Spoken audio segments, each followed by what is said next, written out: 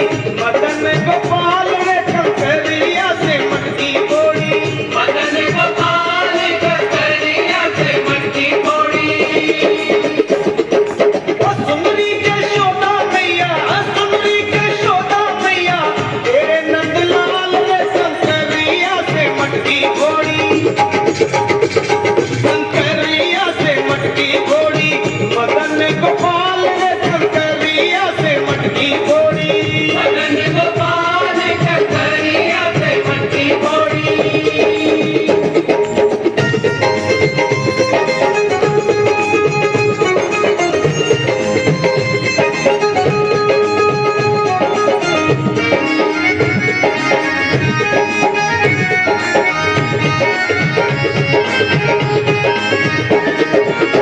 नानो कन्हैया तेरो बड़ा उत्पाती,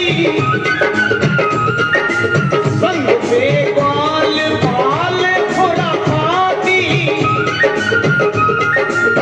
नानो कन्हैया तेरो बड़ा उत्पाती, संग पे ग्वाल बाल थोड़ा पाती।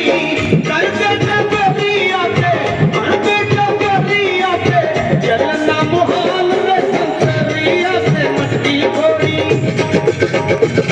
कंकरिया से मटकी फोड़ी। मदन गोपाल रे कंकरिया से मटकी फोड़ी, मदन गोपाल कंकरिया से मटकी फोड़ी।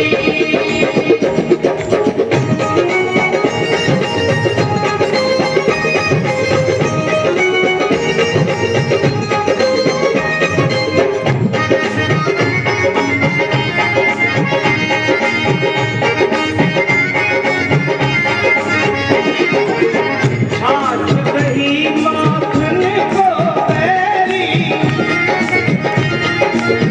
दारू घीच डाटे से न डरेरी।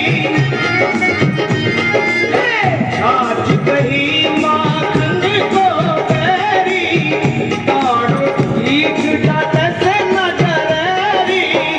ऊंचे चीके तांगी, ऊंचे चीके तांगी, बहुत संभाल रे कंकरिया से मटकी फोड़ी, कंकरिया से मटकी फोड़ी। मदन गोपाल रे कंकरिया से मटकी फोड़ी, मदन गोपाल कंकरिया से मटकी फोड़ी।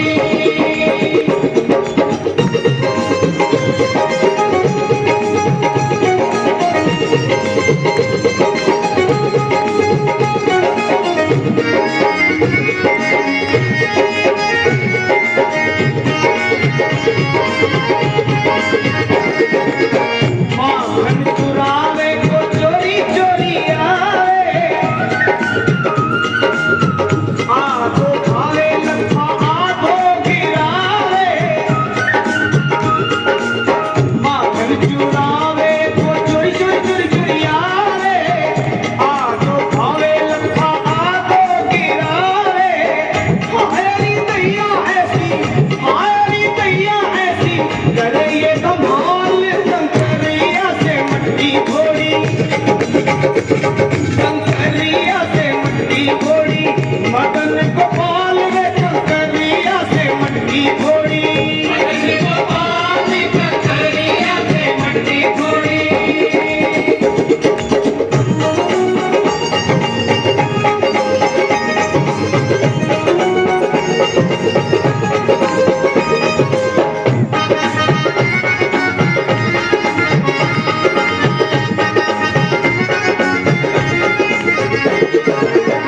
बोले कन्हैया संग झूठी है गुजरी, घर पे बुलाए मुझसे बहुत बुरी करी। बोले कन्हैया संग झूठी है गुजरी, घर पे बुलाए मुझसे बहुत बुरी करी। माखन के लालच पे, माखन के लालच पे न जाए दे हाल।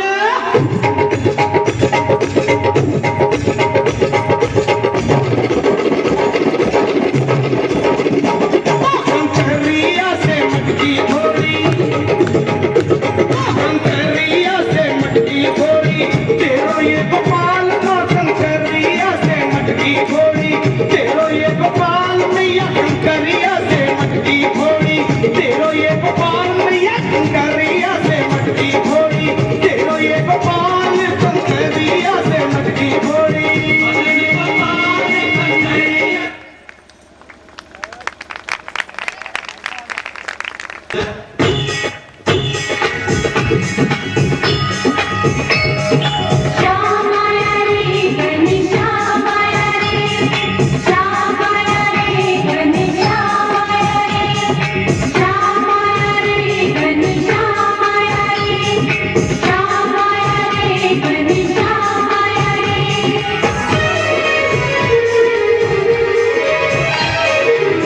झूला झूलो रे राधे रानी, झूला ने तेरा श्याम आया रे। झूला झूलो रे राधे रानी, झूला ने तेरा श्याम आया रे। झूला झूलो रे राधे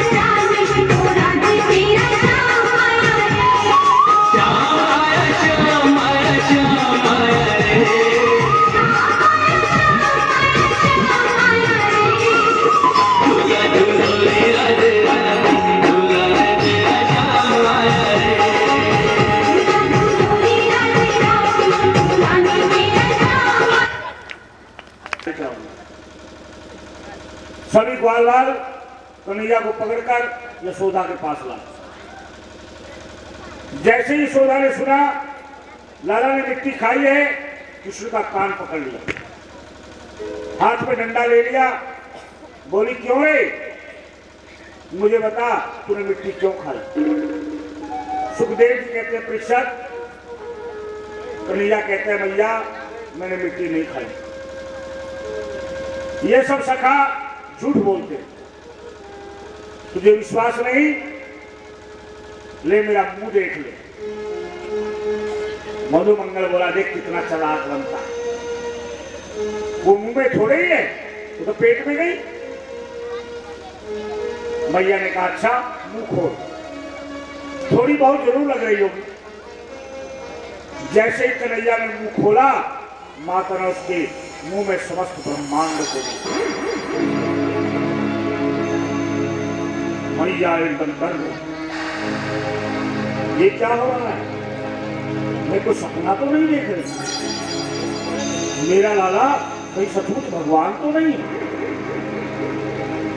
हे भगवान मैंने तुम्हारा कान पकड़ लिया, गलती हो। मैया ने कान्हा के कान छोड़ दिए, अपने कान पकड़ लिए। भगवान मैंने आपके कान पकड़ लिए, गलती हो। अब कभी मैं तेरे कान नहीं पकड़ूंगा। कन्हैया ने सोचा यदि मां ने मुझे भगवान समझ लिया तो सारी लीला बेकार हो जाएगी। कृष्ण ने माया को आदेश दिया, यशोदा ने जो कुछ देखा उसे सब बुला दो। मैया बोली तेरे मुख में तो कुछ भी नहीं है बेटा। कन्हैया बोले मां मैंने मिट्टी नहीं, मैंने ब्रजरज खाई। कृष्ण की प्राप्ति का मार्ग है प्रेम, बिना प्रेम के मोहन किसी से नहीं मिलते। जीवन में प्रेम बढ़ाओ, गोविंद मिल जाएंगे। बिना प्रेम लीजिए नहीं नागर नंद किशोर। जिसके मन में प्रेम नहीं उसे भगवान नहीं मिलते। उनको बस में करने का एक ही मार्ग है प्रेम। जब शारीरिक बल, द्रव्य बल, ज्ञान बल आदि सब बल हार जाते हैं तब प्रेम बल की जीत होती है। प्रेम बल सबसे श्रेष्ठ बल है। अपनी इच्छा का त्याग करो, प्रभु की इच्छा को अपनी इच्छा बना लो। तेरे फूलों से भी प्यार, तेरे कांटों से भी प्यार। राजी है उसी में जिसमें तेरी रजा। यदि प्रभु की इच्छा से तुम्हारी इच्छा भिन्न हो गई तो प्रेम नहीं होगा। मानव को सभी इच्छाएं त्याग कर प्रभु की शरण ग्रहण कर लेनी चाहिए। बार बार प्रभु को स्मरण करने से प्रेम बढ़ता है। यशोदा कृष्ण से जितना प्रेम करती है वह वर्णन से बाहर। प्रिय किसीजनों, नंद बाबा के यहां 9 लाख गाय हैं। उनकी हवेली में 90 चौक है। एक एक चौक में 10-10 हजार गाय खड़ी है। जिसका इतना बड़ा चौक है उसकी हवेली कितनी बड़ी होगी। नंद की पत्नी यशोदा कोई छोटी मोटी रानी नहीं है। उसके हजारों दास दासियां, परंतु माता यशोदा कृष्ण की सेवा किसी नौकर से नहीं कराती। सब काम अपने हाथ से करती। अपने हाथों से लाला को स्नान कराती है, अपने हाथों से दही मिलाती है, अपने हाथों से लाला को माखन खिलाती है, अपने स्तनों का दूध पिलाती है। यशोदा ने अपना मन, वचन, कर्म सब कन्हैया को अर्पण कर दिया। एक दिन यशोदा मैया कान्हा को गोद में लिए दूध पिला रही थी। तभी चूल्हे पर रखे दूध में उफान आ गया। यशोदा लाला को गोदी से नीचे उतारकर दूध उतारने चले गई। कृष्ण गुप्त हो गए, क्रोध के मारे दोनों होठ फटकने लगे।